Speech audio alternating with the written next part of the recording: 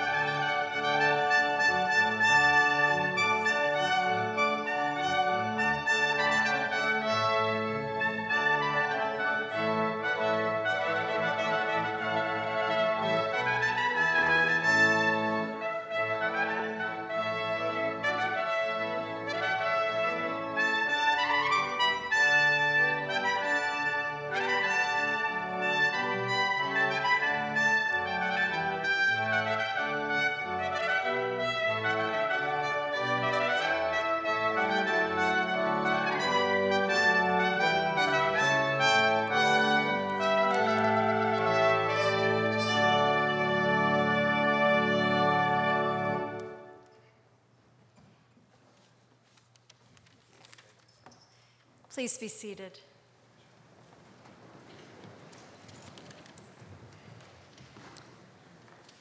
Will you bow your heads in prayer with me?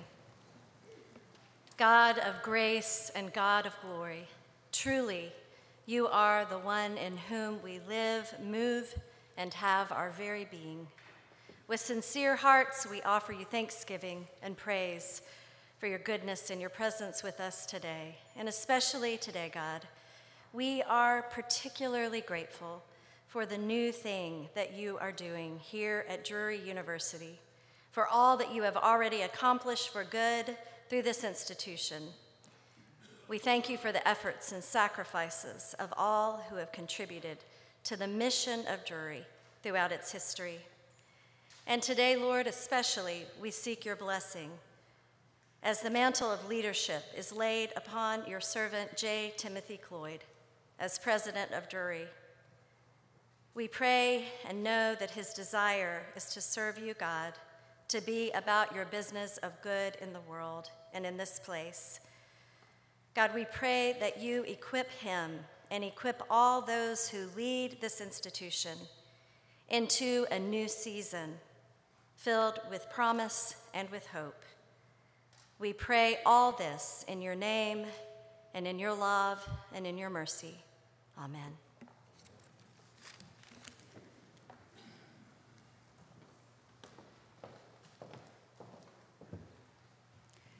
As we gather today to install Drury's 18th president, we also celebrate the beginning of Drury University's 145th year. Drury has long been a unique place where all students pursue their intellectual passions and develop professional capacities to become the next generation of visionaries and leaders.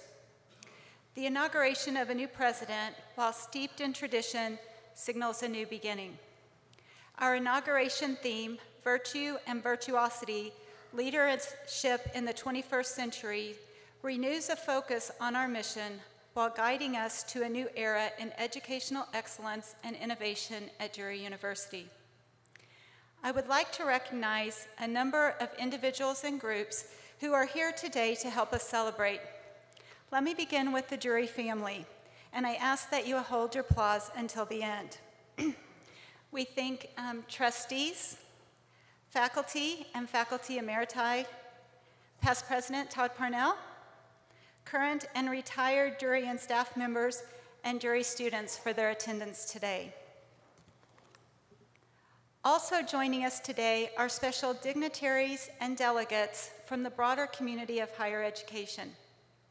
Delegates are listed in an insert in your program.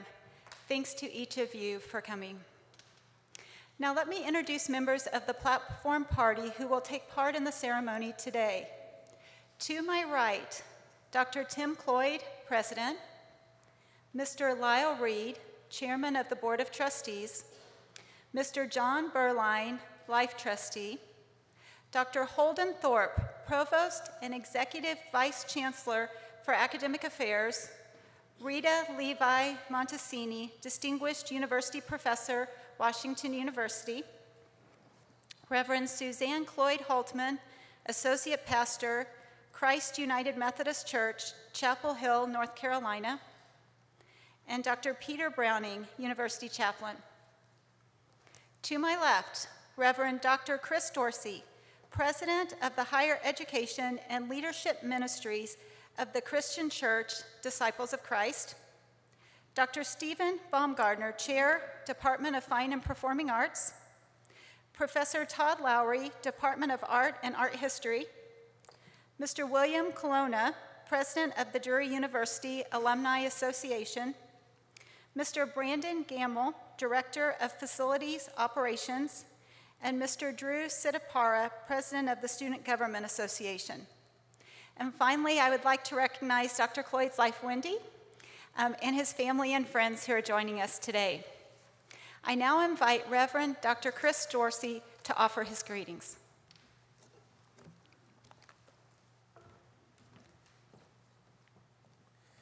As the Congregationalists and members of the Stone Campbell movement spread westward, they not only established churches, but they established higher education institutions, colleges and universities that dotted the landscape and founded the basis for education all across the western United States.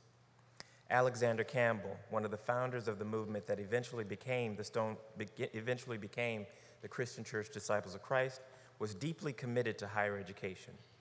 He is often quoted as having said, "Colleges and universities go hand in hand in the advancement of civilization." The schools established by Campbell and many others were about wholeness of the person. They were about physical fitness, intellectual preparedness, and a strong moral foundation. But this formation was to be non-sectarian. It was not to be bound by the restrictiveness of one particular tradition. In fact, rather than promoting division, disciples have always been about respecting differences and promoting unity.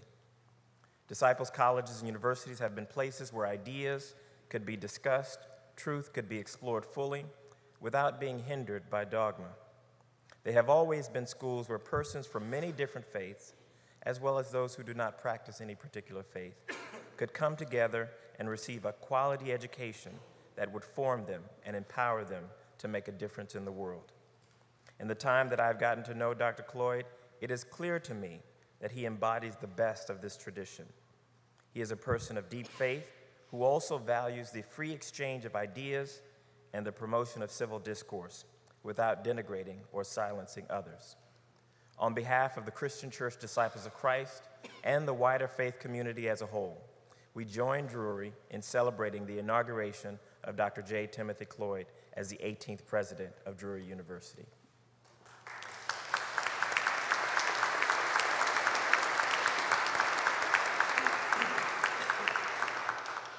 Good afternoon. I'm Will Colonna, president of the Drury University Alumni Association. It's a privilege to stand here before you today and represent more than 26,000 members of the association. And it's with great pleasure that I extend to Dr. Cloyd and his family a very warm welcome to the Drury community. As Drury approaches its 150th anniversary of its founding, we look forward to your leadership of this next chapter in our very long history. We support you, and we offer you our assistance in this endeavor.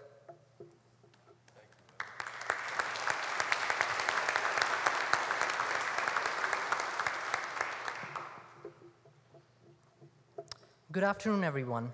My name is Drury Sitapra, and it is my privilege to represent the Student Government Association and the students of Drury University. We are beyond thrilled to have Dr. Cloyd and his family as a part of our Drury community. This past year has already given us a glimpse of Dr. Cloyd's leadership, and the future seems exceedingly bright. We're excited, energized, and hopeful to see what this new chapter holds for Drury. Thank you.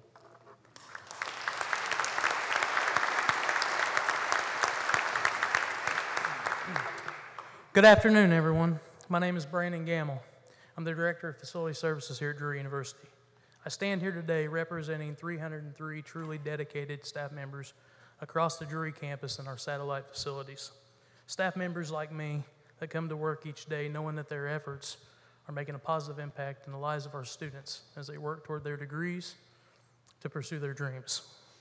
I'm incredibly honored to represent those staff members and to be one of them. On behalf of those 303 incredible members of the Drury family, I'm pleased to welcome Dr. Tim and Wendy Cloyd. We all look forward to working with you and doing our part in continuing to see Drury excel as a superior school that it truly is. We also are helping you reach the goals that you have set to achieve as the 18th president of this great university. So we welcome you, Tim and Miss Wendy Cloyd. Thank you.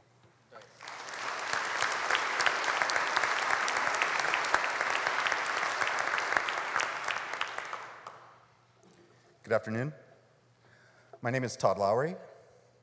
I'm delighted and honored to stand here today on behalf of the faculty of Drury University. We wish to extend warm greetings to all on this day of ceremony and celebration. An inauguration signals a beginning. An event such as this urges us to look to the future. A celebration such as this asks us to lift our eyes to approaching milestones near and distant. As we look up and ahead, we see our students continuing to grow and flourish.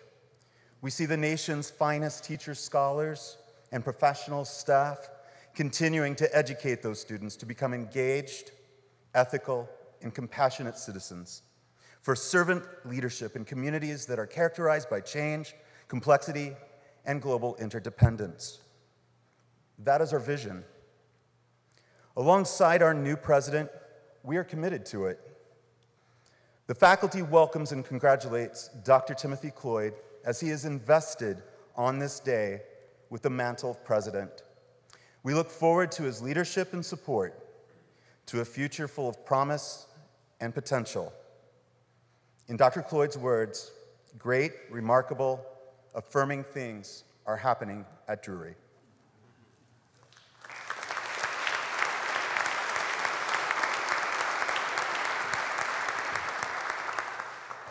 Good afternoon, everyone, and thank you so much for being here. My name is John Berline, and it's my honor to introduce to you a very special guest today, and he's going to be just the right person to put a very special exclamation point on our celebration.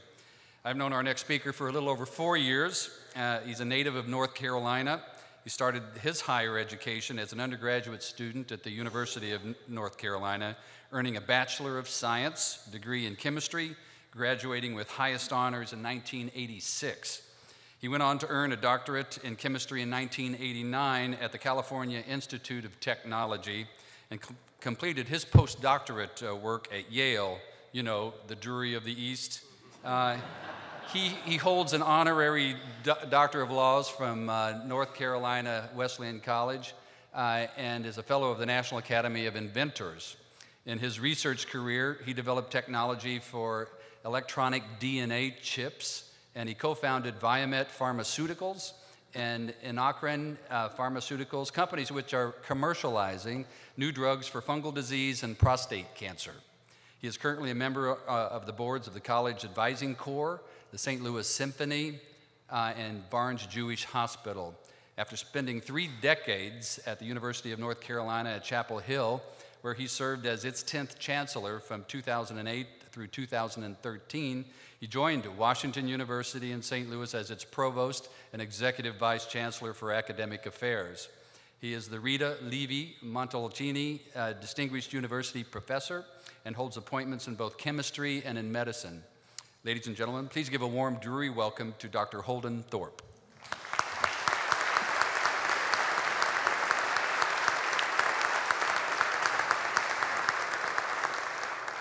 Thank you, John, and hello, everyone.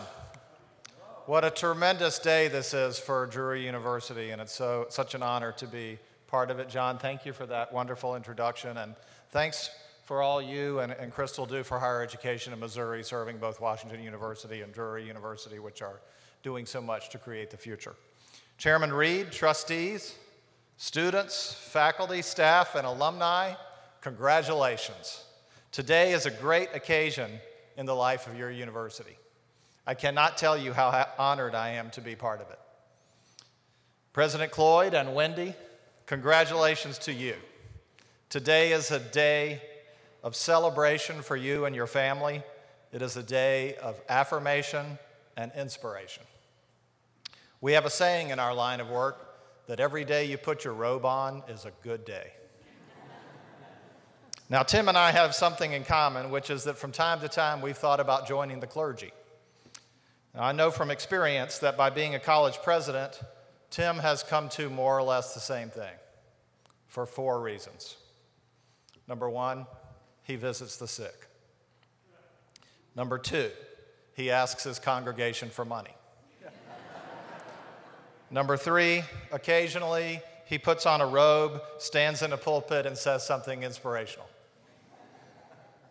And number 4, everyone thinks they know how to do his job. Now, there are more direct connections, of course. Our titles, chancellor, provost, dean, these all arose in the church.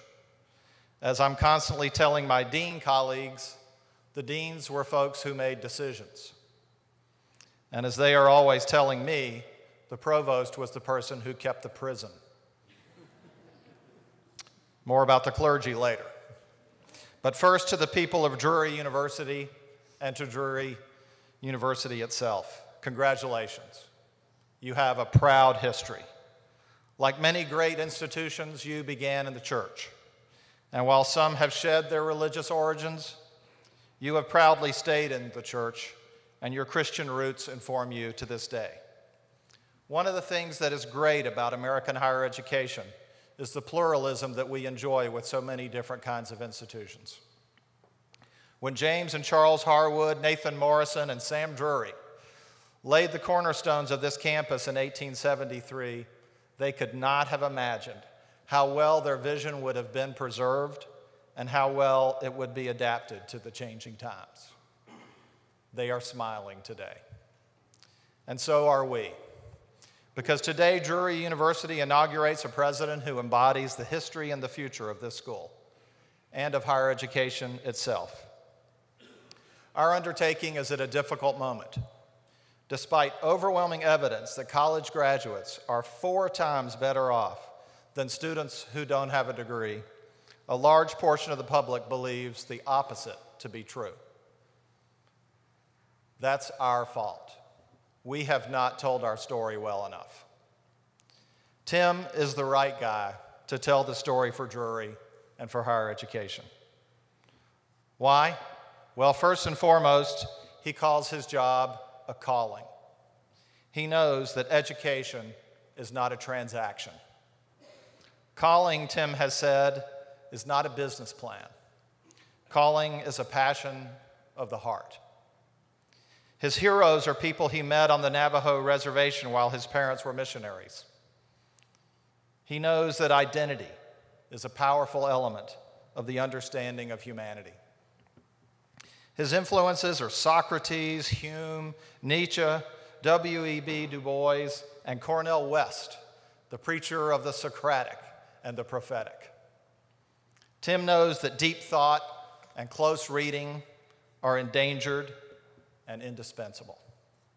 In his class, he assigns a book called Attacking Faulty Reasoning, because it isn't just misconceptions about higher education that we're struggling against. There's a cultural attack on evidence and expertise that is threatening our civilization. Tim knows that knowledge is the only way to win. We are fallible and fallen, Tim has said, when we claim to have or know the whole truth out of our particularistic identity, or claim that because of our particular identity we hold a virtue that others do not. This leads quickly to the silencing of voices different than our own. The liberal arts tradition of Drury goes back to the very beginning. It is the idea that has animated this institution from day one. As Tim has pointed out, the Latin word liberalis means of or pertaining to freedom. Truly, it is the liberal arts idea that has produced freedom in America, going back to Adams and Jefferson, and from there to here, in what was known as the West in 1873. The liberal arts education began in America before the founding of the Republic. It is that liberal arts tradition that underlies the twin ideas of virtue and virtuosity that Tim has claimed. Drury's virtue is not a blind virtue. It is a virtue that is proud of its doubts, its criticisms, and its contemplation. It is a virtue rooted both in the religious exegesis of rabbis and priests and in the critical analysis of philosophers and scholars. It is a virtue that is not afraid of nuance and complexity. This virtue is synonymous with what Nobel laureate Dan Kahneman has called thinking slow, allowing our full mind to overrule our instant reactions. Come to think of it, it's more than virtue, it's love, an unconditional love of the truth. And sitting alongside this virtue is the virtuosity. The virtuosity is more than skills, more than practice. Virtuoso musicians are not simply technicians proficient in playing their instruments. Their playing is informed by the theory and history of their music, by its impact on humanity and the soul. It's about merging different aspects of one realm, which in the realm of playing an instrument is pure engineering, says Yo-Yo Ma. But the mental process, he says, the emotional process, the psychic investment in trying to make something easy is infinitely hard. So it is with all virtuosity. True virtuosity doesn't take place in a vacuum. It is aware of its impacts. It is responsible for its actions. It can't exist without virtue by its side. This virtuosity is what we academics call knowledge. Knowledge is more than facts, more than skills. Knowledge is what equips us to engage in the world as citizens. Virtue and virtuosity, love and knowledge. Now, Tim and I share one other important influence that originates not in the 13 colonies, not in Mesopotamia, but in Liverpool. There is an enormous painting of John Lennon in Tim's office. There is a print of the Let It Be cover, and there are photographs of Tim at the Strawberry Fields Memorial. I have a lithograph of John Lennon's Friends that was printed and signed by Yoko Ono. The Beatles were considered radicals in so many ways, but the words they left behind changed the world. All we needed, they said, was love. Love that can't be bought.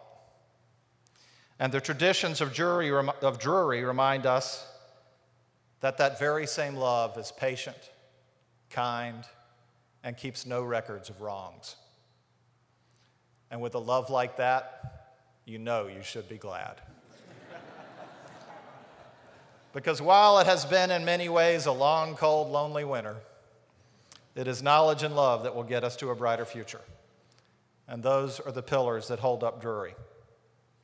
The love comes when we allow ourselves to imagine. Imagine enough food for 7 billion people. Imagine clean energy and a healthy environment. Imagine empathy and understanding in place of conflict. Imagine an equitable America. Imagine all the people living life in peace. And the knowledge comes when we allow ourselves to be amazed. Amazed that Rosalind Franklin took a picture that ushered in the genetic revolution. Amazed that Charles Darwin was not only brilliant at observation and inductive reasoning, but also science's greatest writer.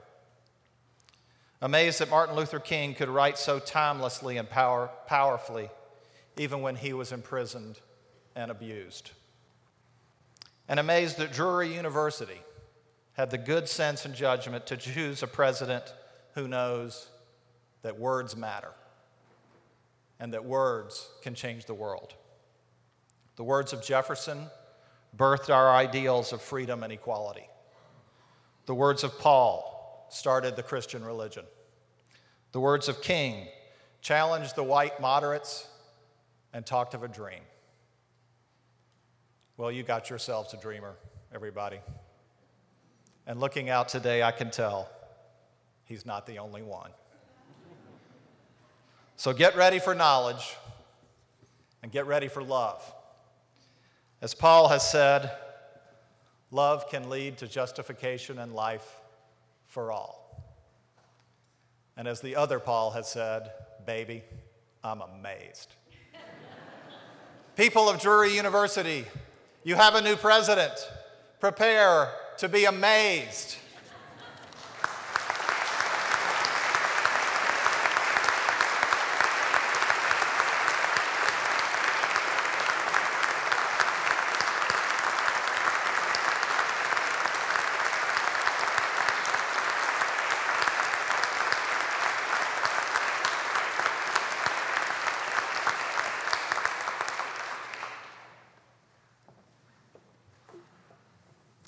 Carlisle Sharp, professor of music theory and composition, was commissioned by Drury University to compose a work especially for the inauguration of President Cloyd.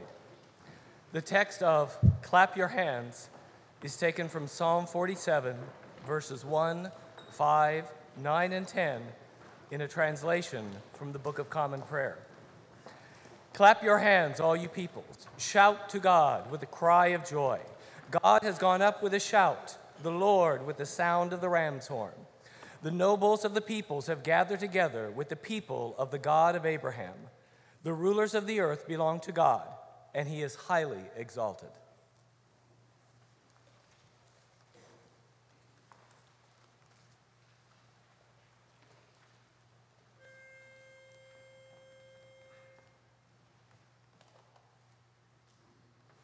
Clap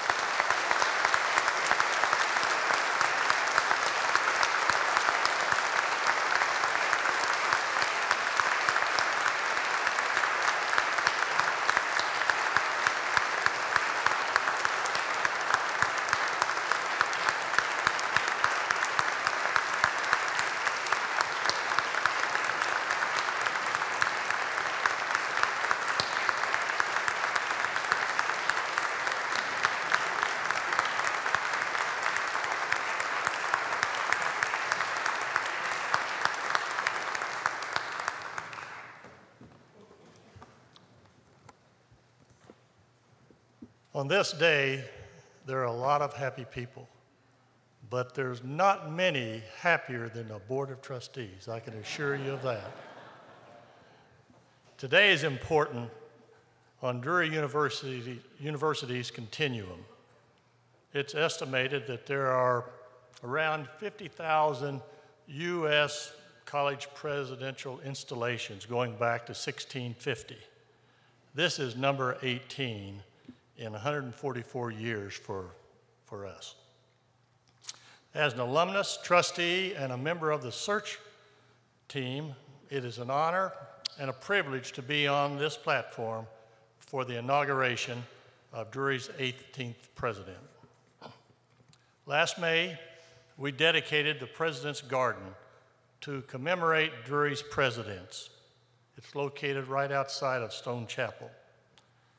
Because we know all presidents shape our heritage, they share the present, and will be a part of Drury's future. That's why each investiture is special and historic. Many of us know that when you're in a leadership position, it's a team sport. And certainly, Wendy supplements Dr. Cloyd's team. She has already been very active in the Women's Auxiliary, and her and Dr. Browning have initiated a Matthew 25 outreach project that is going to spread to doing more and better things. When Dr. Manuel announced his retirement, the trustee board instructed its officers to find the president Drury needs, for they understood, to quote Bob Dylan, "The times are a-changin'." As a result of that charge, a small search team was formed. Its faculty representatives were Joe Van Arkel, Penny Clayton, and Don Deeds. The administrative representative was Scotty Siebert. The alumni council representative was Michael Warenberg. The other trustees were Rita Barron, Bill Hart, Tom McAleer, Bill Ricketts, and Rosalie Wooten. And Bonnie Wilcox was an ex officio member that we worked really hard.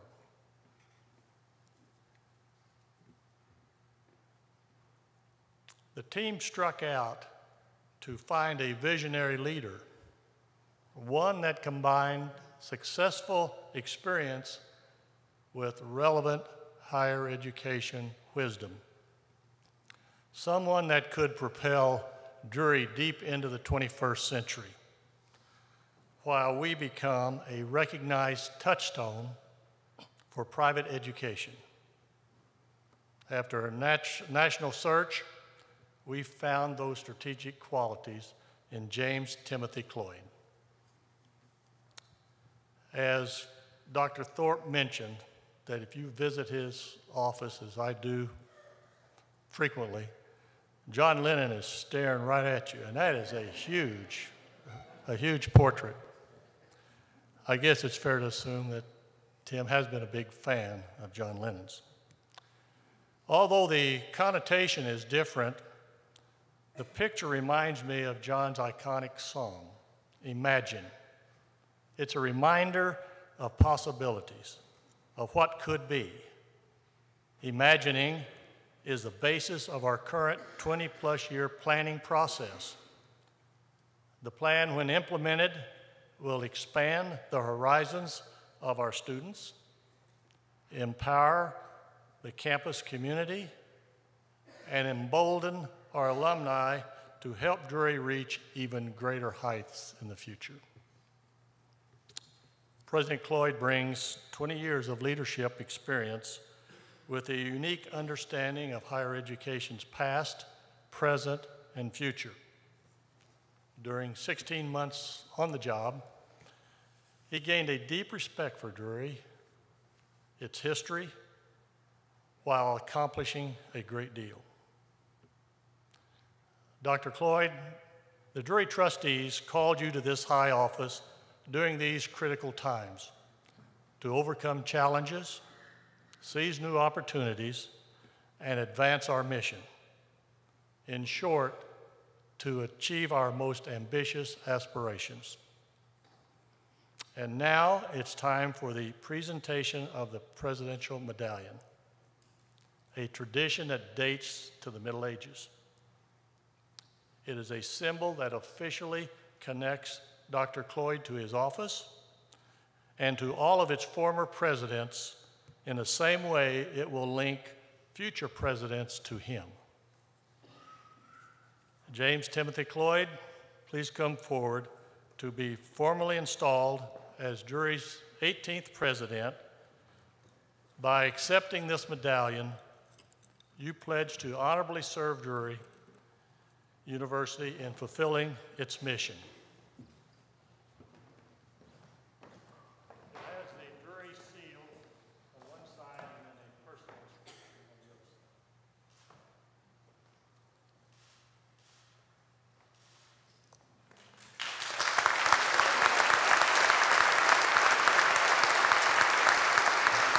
side. Join me in welcoming Drury's 18th president.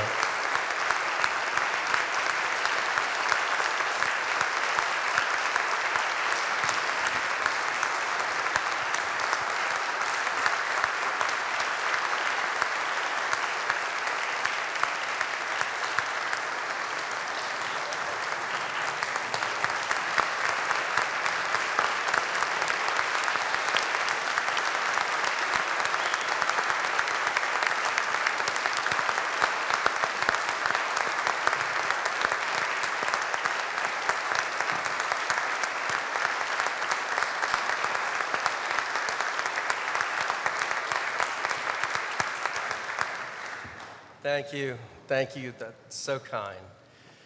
Chairman Reed, thank you for your kind introduction. And Nell Reed, I know you're out there, and I want to thank you for your support as well. Provost Harville, thank you for serving as the conductor of these ceremonies. Dr. Davidson and Dr. Julian, thank you for that beautiful music. Dr. Carlisle Sharp, your inaugural composition was glorious, fantastic. And to our Drury singers, wow, incredible. Could we give them another hand?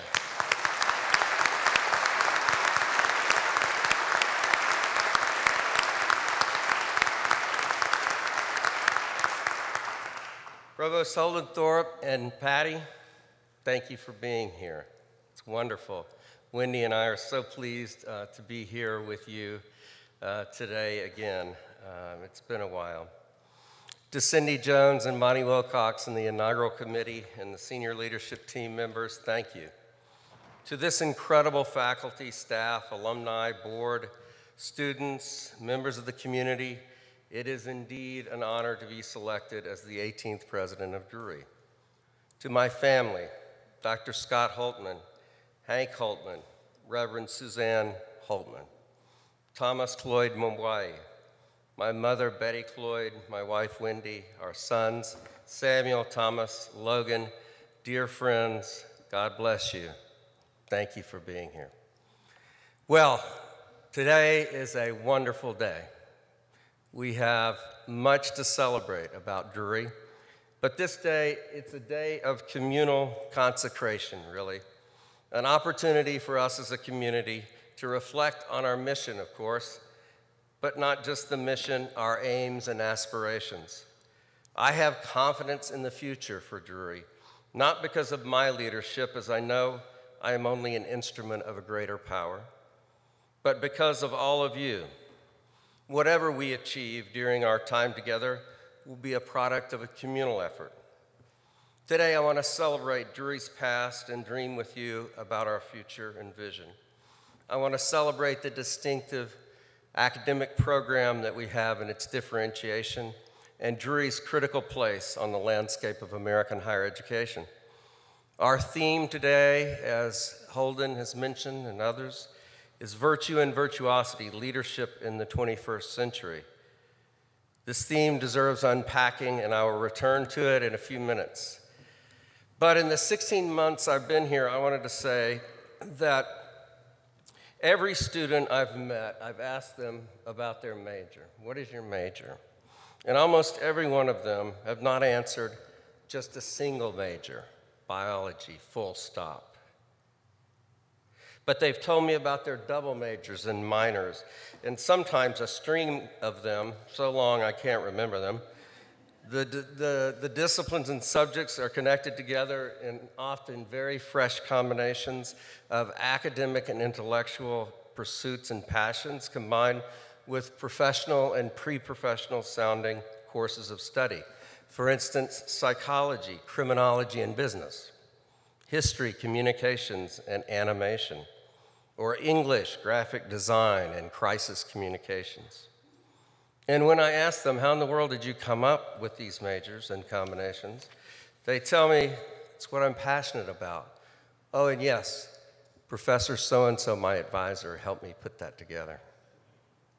I've thought a lot about the intellectual curiosity of our students and why these fresh combinations typify the Drury experience.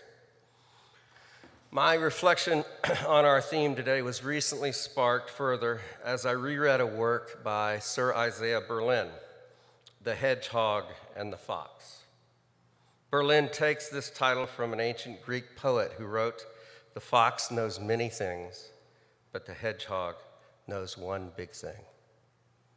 Analyzing Tolstoy's vision of history in War and Peace, Berlin created a taxonomy that divides human thinking into the fox and the hedgehog. Berlin's structure has been used in many fields and popularized in management literature.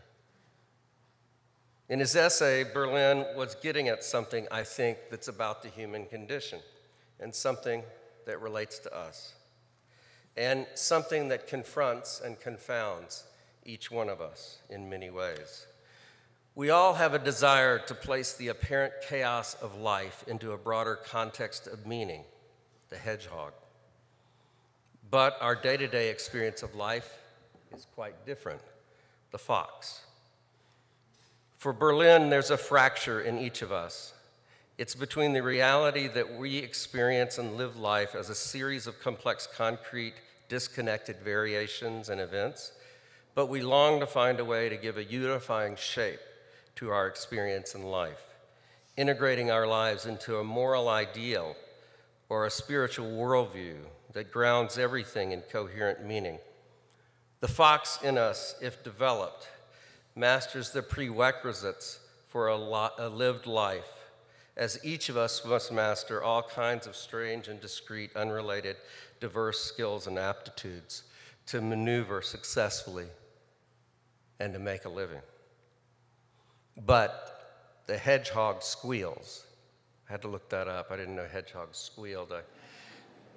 It's sort of like a siren song, you know. So, but the hedgehog squeals, and that draws us to want to reground all of this mess of life into some coherence to achieve some deep, consoling explanation for everything.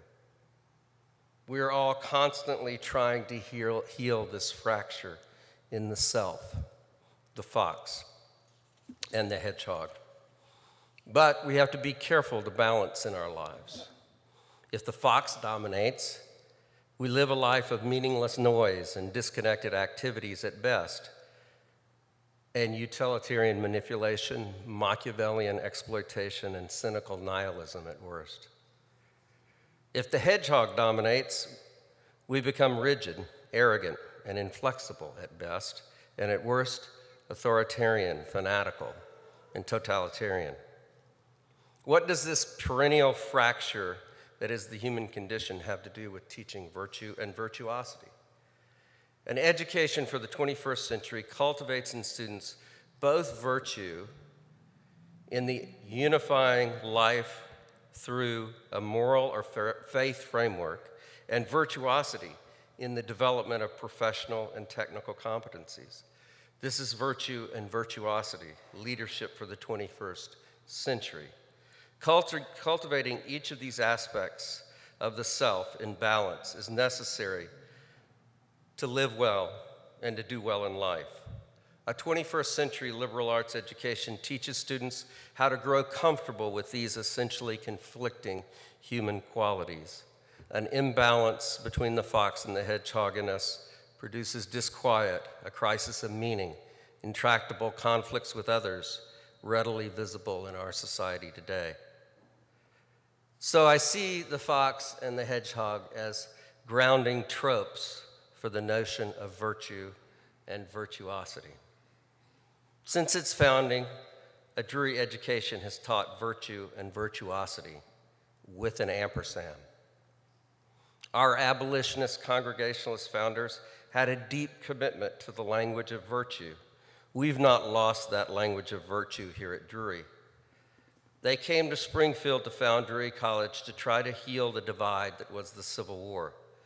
Our founders believed that they should make a difference in the lives of students in this community through an education of virtue that would produce enlightenment, reconciliation, and forgiveness. But also by offering people an education in virtuosity, the cultivation of pragmatic skills and aptitudes that could rebuild Missouri and the national economy. But they didn't see this twofold education project as existing in parallel, but rather as component parts of a larger whole coming together to educate the whole person. At the Congregationalist Association meeting in March 1872, Reverend H.B. Fry offered the following resolution. Whereas the rapid increase of population in the Southwest urgently calls for an increase of pastors, teachers, and thoroughly educated men in every calling and area, resolved that a committee be appointed to consider the best means for establishing and the proper plan for locating a college within the limiting of this association at its next meeting. 6 men were appointed, but in keeping with Drury and Congregationalist roots, it was decided that it would only be proper to have a woman on the committee.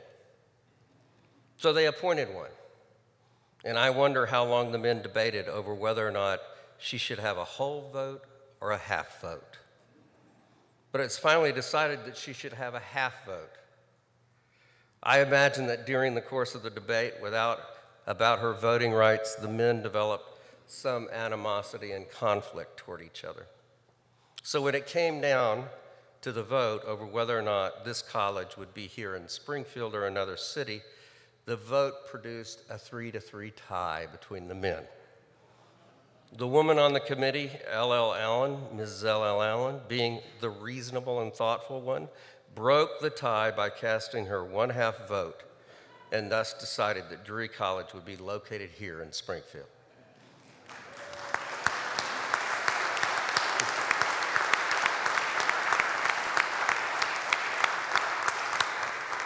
From the beginning on into today, Drury blazed new trails in this part of the country, bringing openness in thought and a refinement of the intellect to Springfield. Drury's a place that's literally inscribed by our national, state, and local history. It's a place that will continue to make history. Many of you know that there are Indian mounds on the campus. There are federal entrenchments that crisscross Drury. The streetscapes around this campus were once exquisitely beautiful and still have historic meaning. Many of you will remember the beautiful red brick down Benton and Central, now covered by asphalt. And I personally got to see that red brick this summer when they were redoing the asphalt. And I asked someone, why are you just covering up all this beautiful red brick? And I didn't get a good answer. Bonnie and Clyde stole a car at the Shriners Temple down here and rambled down those bricks in 1932 before being stopped by a motorcycle cop who gave up after Clyde produced a sawed-off BAR. Smart move. Whitney and I still hear them wandering around the president's house, Bonnie and Clyde. We also owe a great debt to our trustees who had the vision to purchase the AME church that's right here on this corner of Benton and Central, the last church served and the place of death of the Reverend Oliver Brown from Brown versus the Board of Education. The next days and weeks, you will hear about and see how our new master plan envisions doing honor to Drury's history and Springfield's history. And we hope students, you will be involved in helping to define that landscape and streetscape and the historic linear park that we plan to place there. The Articles of Association of Drury College from 1873 state, "Our aim in establishing the said Drury College is to afford to youth of both sexes ample facilities for instruction and discipline in those arts and sciences, a knowledge of which constitutes what's commonly called a liberal education, and by always maintaining in said college as comprehensive a course of study and as high as a standard of instruction and scholarship as prevail at other American colleges of the first rank, and at the same time to train youth in the high morality of the Christian religion." 8 years after the horrors of the American Civil War, Drury's founders well understood that very little separates us from barbarism and the loss of liberty.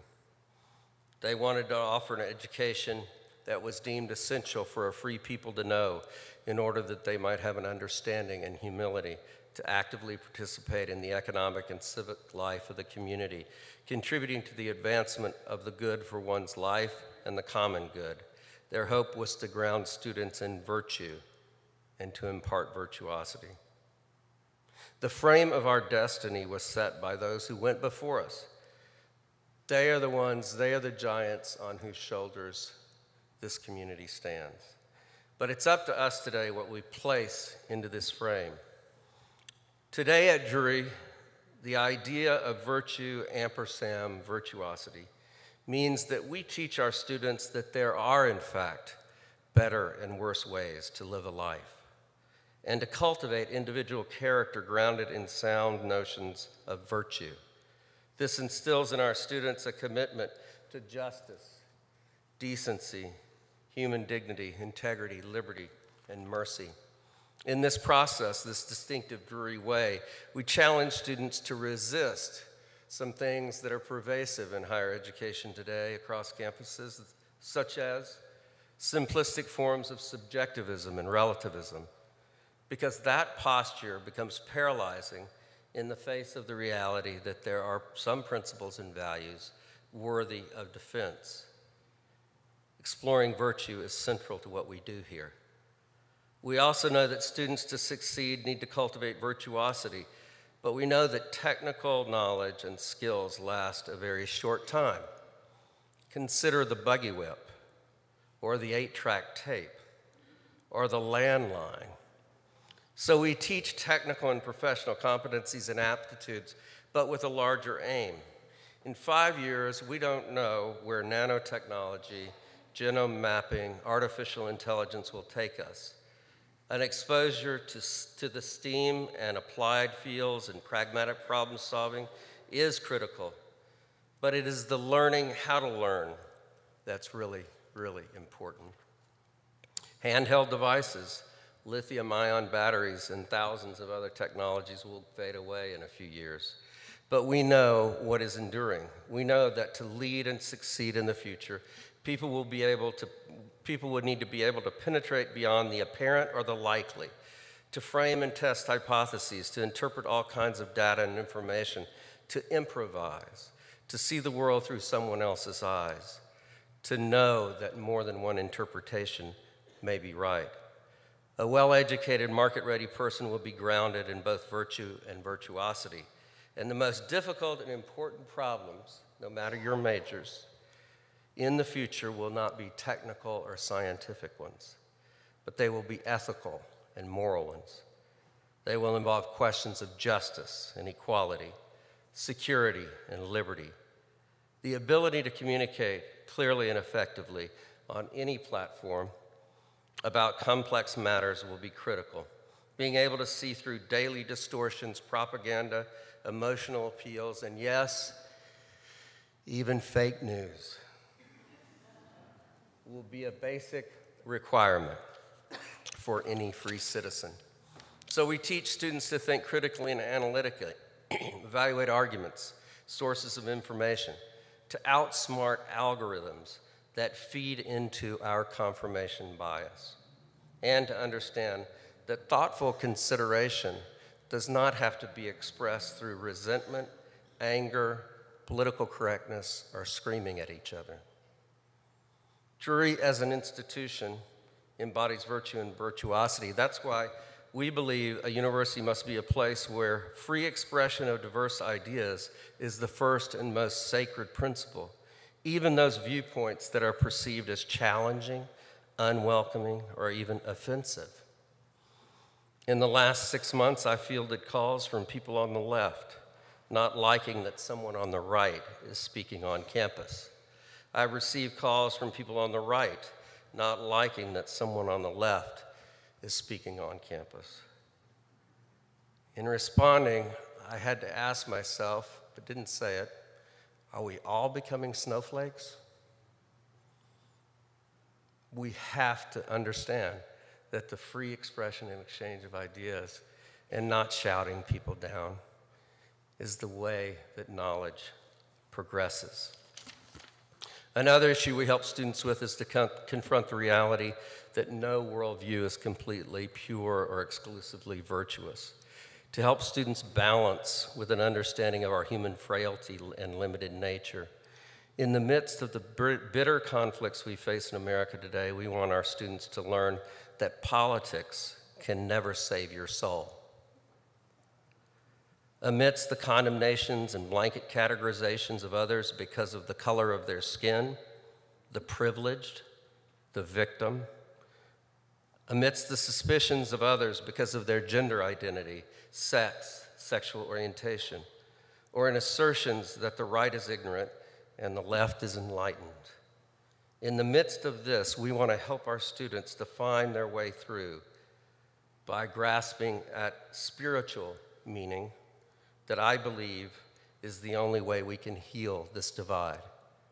Through gifts such as love, joy, peace, patience, kindness, generosity, faithfulness, humility, and gentleness. Yes, love is the answer. Other universities claim that they provide this kind of education, but in the case of Drury, it's in our DNA. And we're right now working to make this platform and this essence of who we are real in even more compelling ways, to be visible from a distance, to become a national model. Executing this unifying differentiation and strategic platform is what we've been working on for 16 months. We've been calling this effort the Big 3+1. The 4-part strategic action plan is deliberate, integrated, designed to create a convergence of transformational opportunity. You know the 4 parts: the academic program in the day school, differentiation; non-traditional CCPS academic program, revitalization and innovation; the master plan, new facilities that will reflect our positioning; and a comprehensive campaign that will fund this bold vision.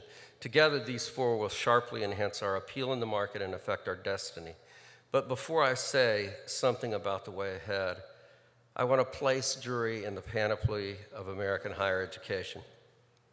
In a podcast called My Little 100 Million, Malcolm Gladwell says his episode on higher education is a eulogy to Hank Rowan, the MIT graduate who in 1992 made the largest gift to a higher education institution at the time, $100 million, to a regional institution no one had heard of in New Jersey, now called Rowan University.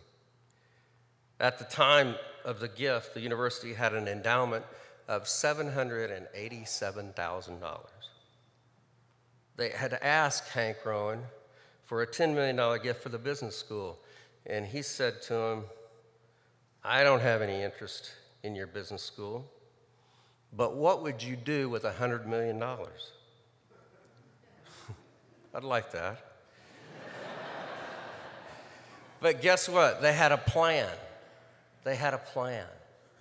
So they didn't have to sit there and fumble around, not be able to answer the question. They had a plan, and we have a plan. Since Rowan's gift, 87 or more gifts of $100 to $850 million each have been made to higher education institutions in the United States. The difference between those later gifts and Rowan's is that all of them have gone to the most elite private universities in America, again and again and again. When Rowan was asked why he didn't make his gift to MIT, he said, "You know, I wanted to make a real difference. My little $100 million at MIT wouldn't have made hardly a difference at all." Gladwell points out that higher education in the United States runs on philanthropy. He says there are almost no schools that can pay their bills on the strength of tuition alone. Those days are over. Philanthropy is what keeps the wheels turning. Regarding our own revenue, consider this. At Drury, we do not have a single full-pay student. None.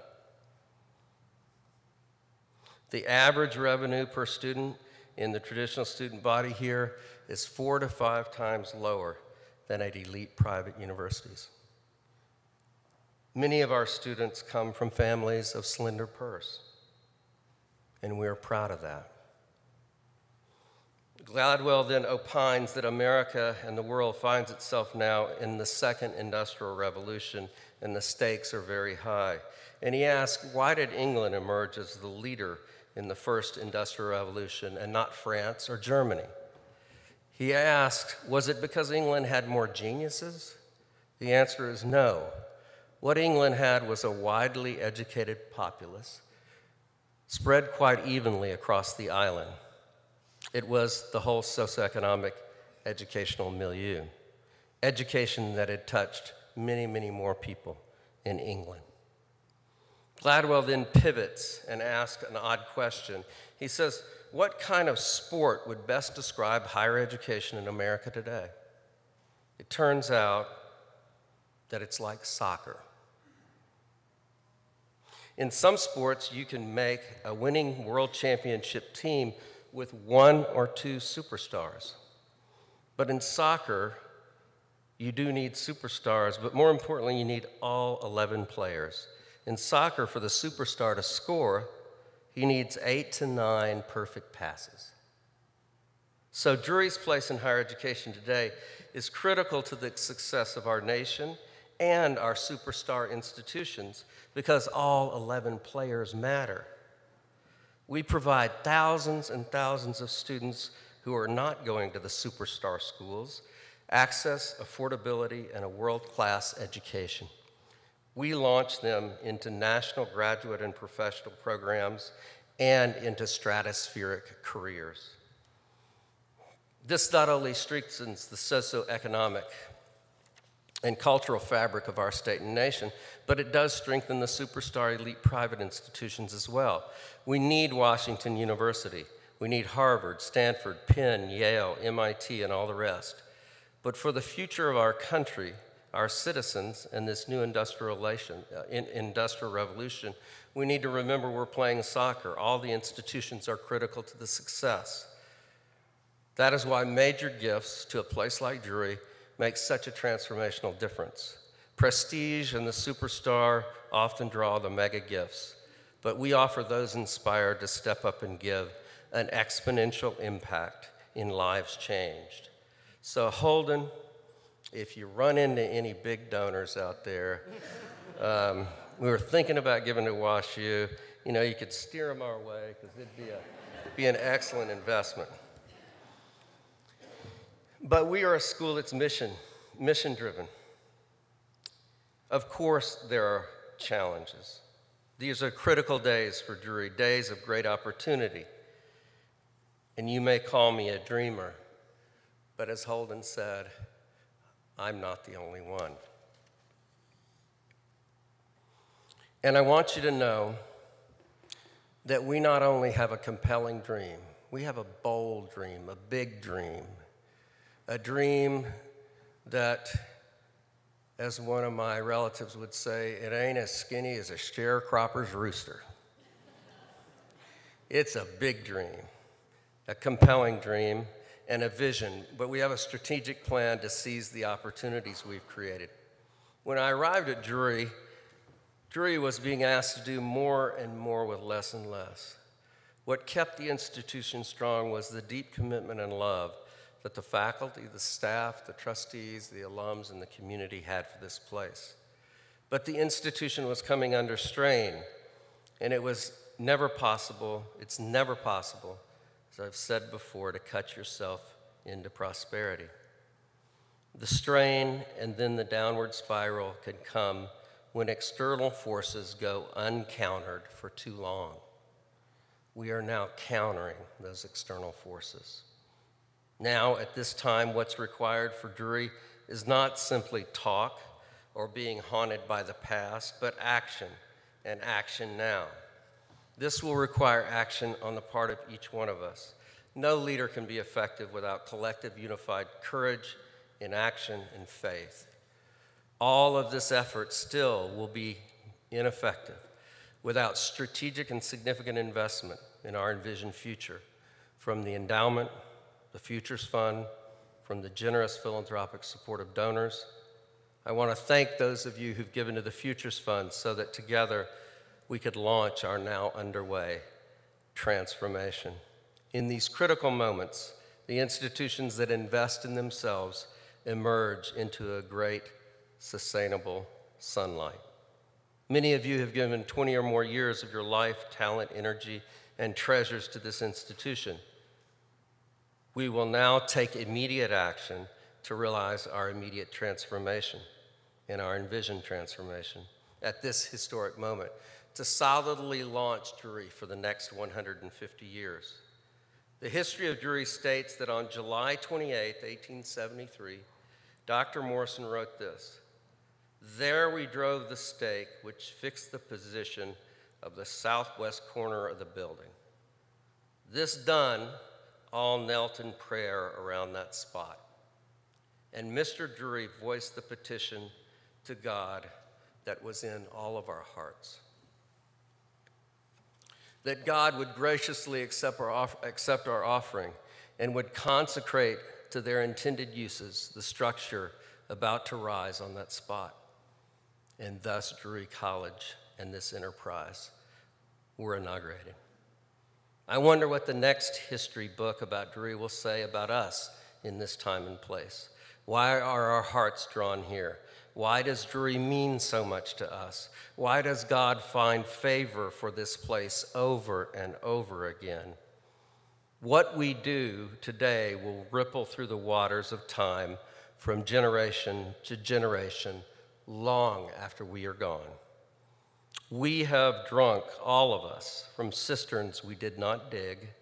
We've all taken shade under trees we did not plant. And rest assured that future generations will have the same experience of reflective gratitude that we do for the spiritual generosity of past generations. The same spiritual generosity that we are now called on by God to impart. Finally, I leave you with the words of Reinhold Niebuhr: "Nothing that is worth doing can be achieved in our lifetime. Therefore, we must be saved by hope. Nothing which is true or beautiful or good makes complete sense in any immediate context of history. Therefore, we must be saved by faith. Nothing we do, however virtuous, can be accomplished alone. Therefore, we must be saved by love. And no virtuous act is quite as virtuous from the standpoint of our friend or foe as it is from our own standpoint. Therefore, we must be saved by that final form of love, which is forgiveness." Thank you.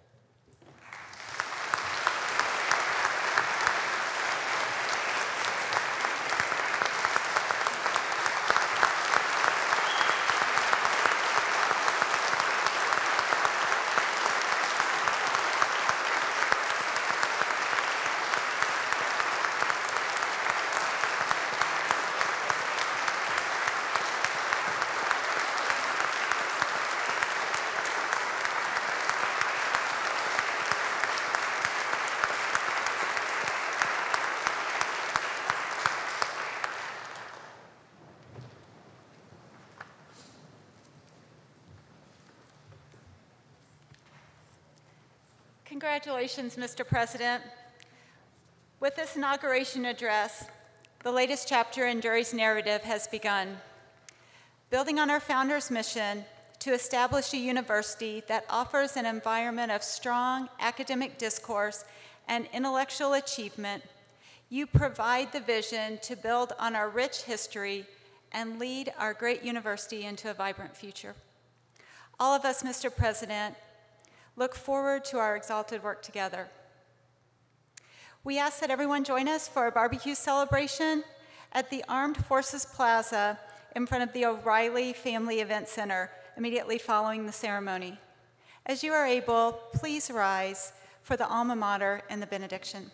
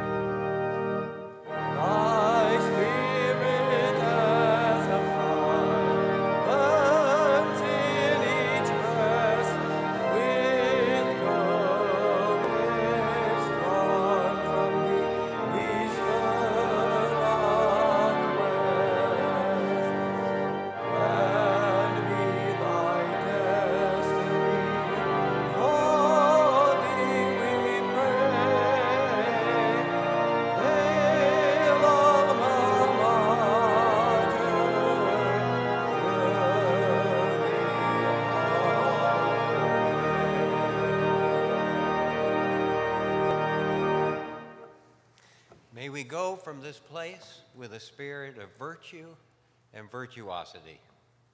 May we move into the future with humility, remembering our founders who drove a stake into the ground to mark the first campus space while kneeling in prayer. May we embrace God's grace on the journey, knowing that like all human beings and human institutions, we can go into the future alone or together, guided by the virtues of hope, faith, love, and forgiveness. And as we go into this future, may we have great dreams, remembering to make sure to never have a dream as skinny as a sharecropper's rooster. May we go in peace, in joy, and in expectation. This is our time, and this is our half vote. Claim it and allow it to make all the difference. God's blessings be with you. Amen. Please remain standing for the recessional celebrating Drury University's 18th president, Dr. Tim Cloyd.